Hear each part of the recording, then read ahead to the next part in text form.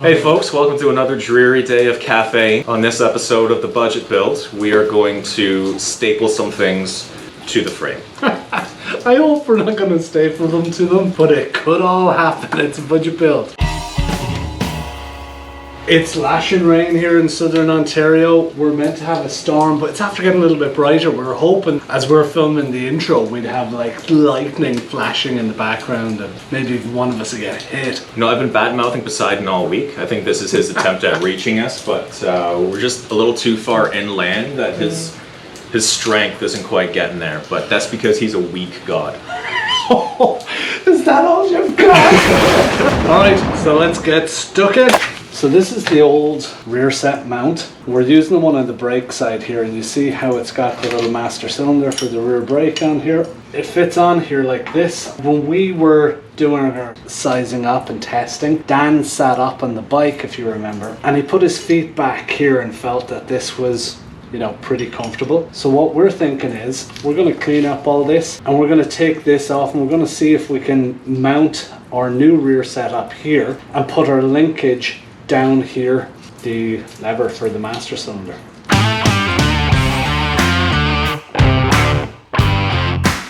So as you can see, there's a little bit of a lip here where we want to bolt this into, which is inconveniently about the width of the product that we're trying to bolt to it. As I go to put this in, there's a massive gap that needs to be taken in, which would kind of be fun to do this with, but I think that this is the bearing race, for lack of a better term, that this is going to be sliding on. A little bit of grease will do fine. Yeah.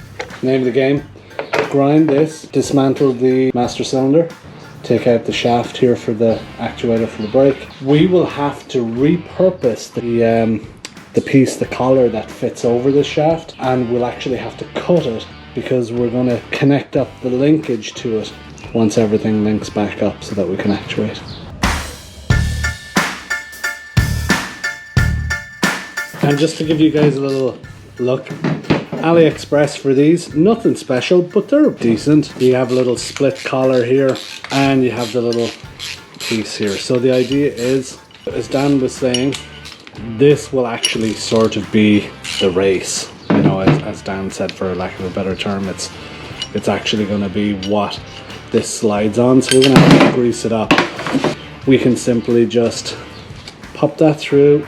On this side, your foot peg goes through, and then here, your split shaft collar goes on here, like that. We basically, from this side, bolt through here to the actual fitting for the rear set. And now we're snug to this. And now the idea is that this piece can turn independently of the foot peg or anything here, no matter how tight we tighten this foot peg here. From that then, we can make our linkage. Here will be the toe piece for the gear shift, or for up or down, or for the brake, in this case brake. And here we'll have a linkage that will go, and I think we're thinking about getting that from with MasterCard. So the idea will be that we'll have the linkage going from here over to the shaft for on this side for the brake, and we'll have our little collar that goes on here, and we'll put our linkage to it so that it can actuate the brake. But the whole concept behind it is to allow Dan to put his feet further back on the bike to make it more comfortable so that he's not getting curvature of the spine when he rides the bike.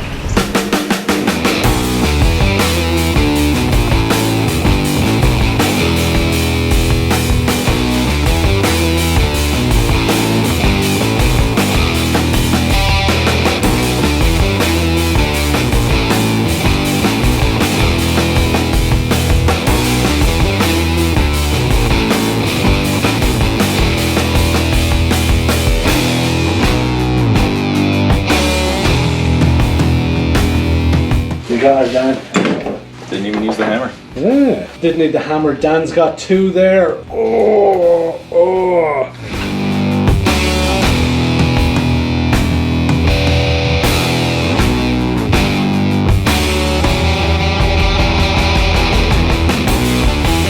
If anybody wants to know what to get Dan for Christmas, it's hardware so he can bolt his vice down. Like it's a charity, please donate today. For only $1 you can send hardware to Dan so that he doesn't potentially maim one of us with the angle grinder.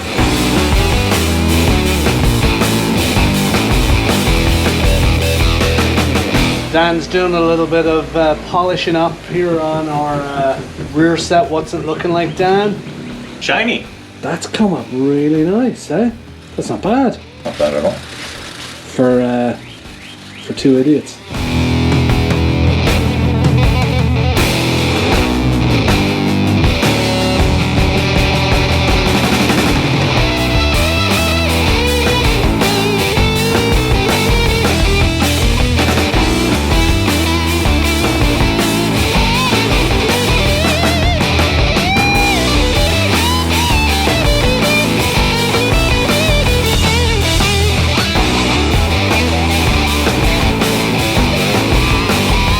All right, folks, so we've disassembled the rear master cylinder, and what you can see and what we can see, a lot of angle on this bolt. I don't know what it attaches to.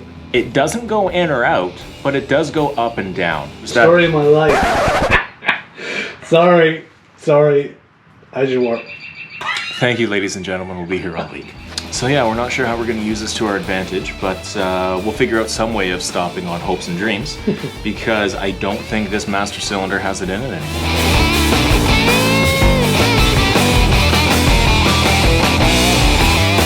So we probably will need to change out that little clip. It looks like it's seen better days.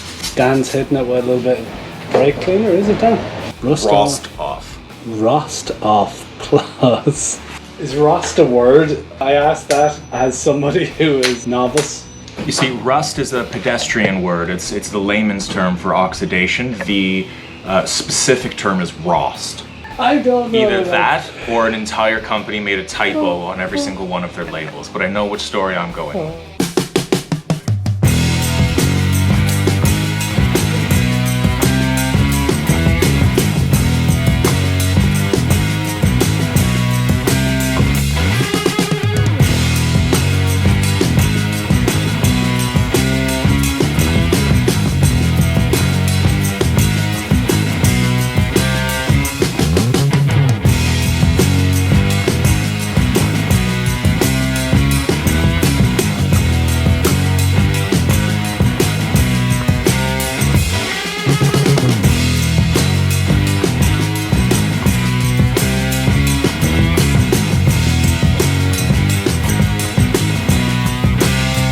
We did some stuff, we turned some bolts, we attached some things. It's looking more like a thing that has stuff on it.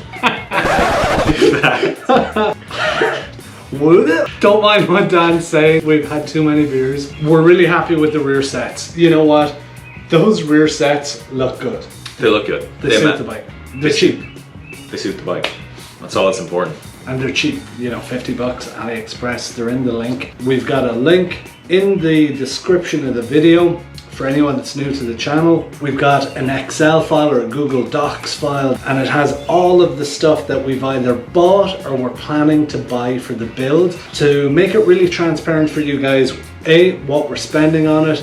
B, it shows exactly where to get the stuff so that you can actually find it yourself if you want to. One thing we talked about briefly last week was budget. We want to give you a little bit of a glimpse of what budget actually looks like at the moment. Here you'll see a little bit of a breakdown of the budget of where we are, and you can see we're dangerously close to overspending. There are still things to buy, but we're not a million miles away from budget. If you remember the first season, last season, where we built the CB750, I had put the cost to build, not labor, nothing, no shipping, no nothing, no taxes, but the cost to build at about $7,500. The budget that we set ourselves for this build was $1,500. You know, we're right at that already, but we have almost everything that we need. There's some bits and pieces. We need to get our carb rebuild kits. We need to get an air filter, oil filter. We need to get, as well as that, exhaust mufflers, 2 mufflers as well. We're going to reuse the exhaust. Down the road, we might rejig this build. Dan has some ideas about actually doing an overboard kit in this bike at a later date.